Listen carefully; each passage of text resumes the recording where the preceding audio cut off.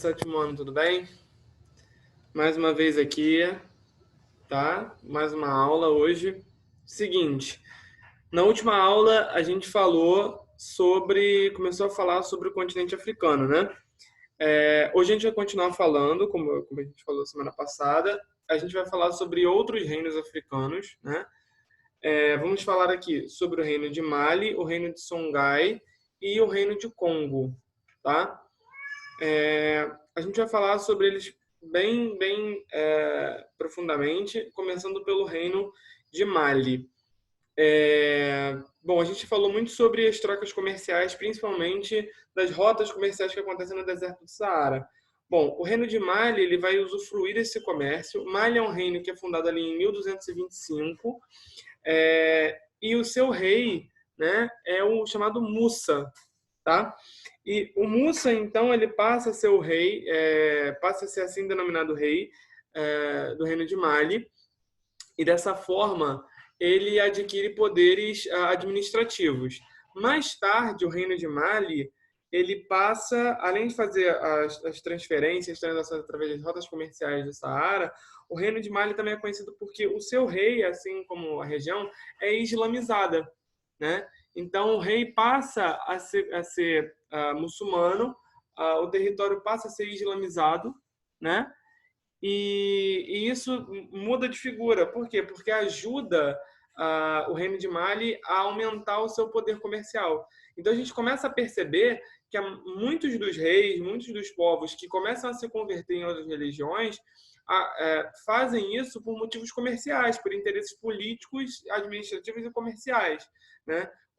Por quê? Porque os muçulmanos, né, a Península Arábica, é a principal principal polo comercial. Então, se converter à mesma religião que os árabes, ou seja, o islamismo, ajuda no comércio, ajuda no desenvolvimento econômico. Para entender mais sobre o reino de Mali, página 8 e 9 desse mesmo capítulo, tá? Do capítulo 5. Outro reino importante que a gente ficou de falar, vamos falar agora, é o reino de Songhai. Songhai, tá? Alguns chamam de Songhai, mas o nome corrente é Songhai, Songhai, Songhai, tá? O reino de Songhai é o que hoje a gente conhece como Marrocos, né? Então, o reino de Songhai fica ali no norte da África, né? Que seria o atual Marrocos.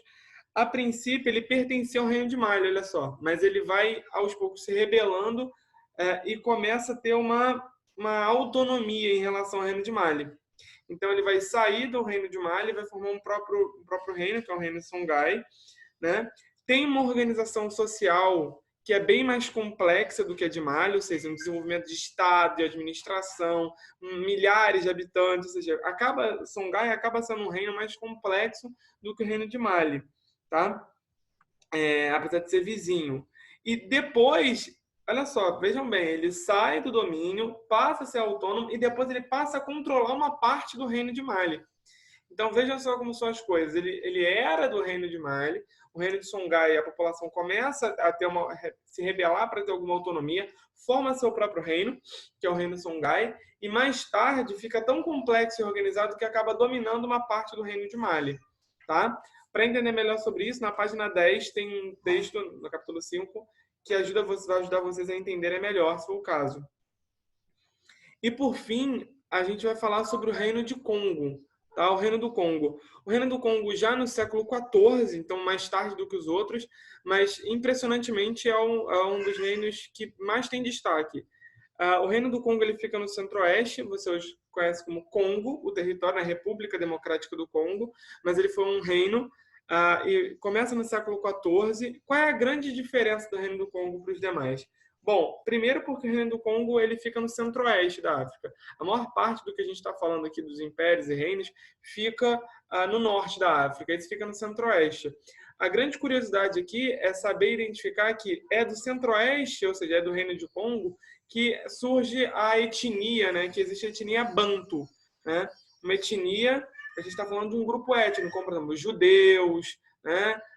Os árabes, a gente está falando de grupos étnicos, características físicas, mas religiosas, culturais, alimentares, né? A gente está falando de grupos étnicos, né?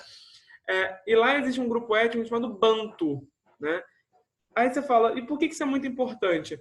Porque é dali, é do centro-oeste africano, é dessa região do Congo, que os negros escravizados, que passam a ser escravizados pelos portugueses, vêm no tráfico atlântico negreiro para serem escravos no Brasil.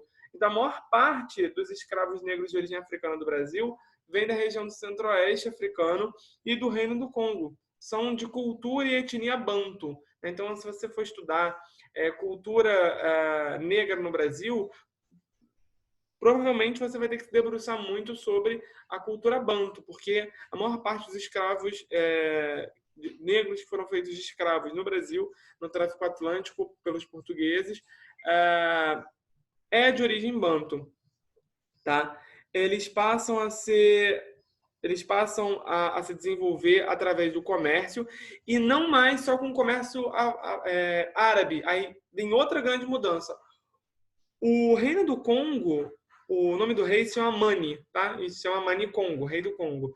O Mani Congo, ele inclusive se converte religioso. Você fala, já sei, vai se converter ao islamismo, como as outras. Não, ele vai se converter ao cristianismo. Porque, óbvio, se os outros se converteram ao islamismo porque negociavam com os árabes, ele vai se converter ao cristianismo. Por quê? Porque ele negocia com os portugueses, né? Então, ele começa a negociar cobre, ele começa a negociar ouro, começa a negociar... Ou seja, o comércio se estreita não mais com os árabes, mas mais com os portugueses. Tem um estado com mais de 700 mil pessoas, né? Milhares de pessoas administrando esse território, então era bem complexo, tanto que ele vai, se não me engano, até o século XVIII, XVII, XVIII. O grande problema é que o rei do Congo, inclusive, muda o seu nome para Dom João I, né? Para ficar mais fácil, né? Muda para João I o seu nome, para ver se estreita lá. Mas, a princípio, era normal. Existem várias pinturas que registram o momento quando os portugueses chegam lá e se colocam diante do rei do Congo, né? A gente precisa muito quebrar essa imagem de que não existia riqueza. Pelo contrário, os reinos eram reinos como na antiguidade mesmo, né? E na época moderna também existiam os reinos e impérios, também no continente africano. O grande problema é que a gente está passando por uma mudança de escravidão antiga para escravidão moderna. Os portugueses não só vão cortar os laços oficiais, como mais tarde vão fazer do povo do Congo escravos. Aí você vai falar, mas não existiam escravos? Aí na próxima aula a gente vai explicar a diferença da escravidão antiga para a escravidão moderna. Ser escravo na antiguidade era uma coisa, ser escravo na modernidade passa a ser outra. Tá? Por exemplo, os escravos, escravo na Grécia, ou quando você lê a Bíblia e percebe que José foi escravo, não é o mesmo tipo de escravidão que sofreram os negros no Brasil durante a colonização portuguesa e o Império e a formação do próprio Império brasileiro.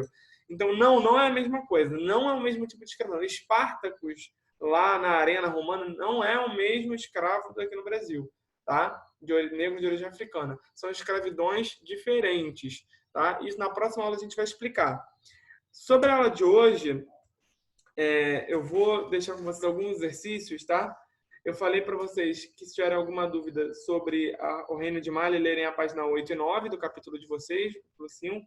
Se tiverem alguma dúvida sobre o Reino de Songhai ou do Reino do Congo, página 10 também.